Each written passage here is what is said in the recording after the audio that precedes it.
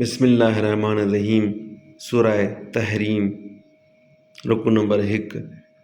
ए पैगंबर, जंहिं शइ खे अल्लाह तो लाइ हलाल कयो आहे सा छो थो हराम करीं? पंहिंजे ज़ालियुनि जो राज़ बो थो घुरीं? ऐं अल्लाह बख़्शणहार महिरबान आहे।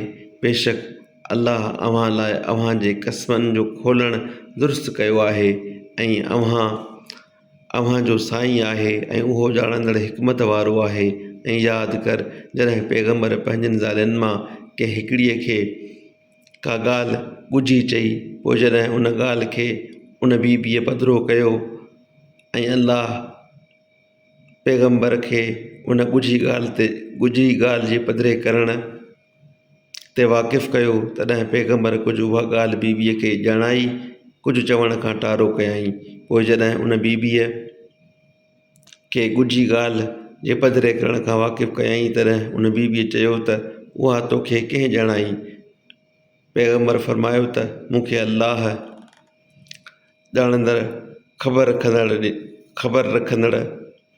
ॾिनी। ए पैगंबर जूं ज़ालूं, जेकॾहिं अव्हीं ॿई अल्लाह वटि तौबा कंदियूं त बेशक अल्लाह अव्हां जे दिलनि लाड़ो कयो आहे। ऐं जेकॾहिं पैगंबर जे ईज़ाण ते ॿई गॾिजी ॾाढ कंदियूं त बेशक अल्लाह संदसि भरिजलु आहे। ऐं जिब्रील ऐं सुधरियल मोमिन बि ऐं हिन खां पोइ मलाइक बि मददगार आहिनि। जेकॾहिं पैगंबर अव्हां खे तलाक ॾींदो त उमेद आहे त संदसि पालणहार अव्हां खां चङियूं ज़ालूं फर्मा बरदार, मोमिनियाणियूं, निमाज़ पढ़ण वारियूं, तौबा करण वारियूं, इबादत करण वारियूं, रनीला ऐं कुंवारियूं ॿियूं उन खे एवज़ में ॾींदो। ए ईमान वारो, पाण खे पंहिंजे घर जे भातियुनि खे उन जे बाहि खां बचायो जंहिंजो ॿारनि माण्हू ऐं पहण हूंदा, जंहिं बाहि ते सख़्त तबि ज़बरदस्त मलाइक मुक़रर आहिनि।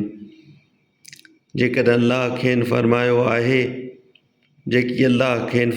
आहे तंहिं में अल्लाह जी नाफ़रमानी न कंदा आहिनि, ऐं जेकी खेनि हुकुम कबो आहे सो कंदा आहिनि।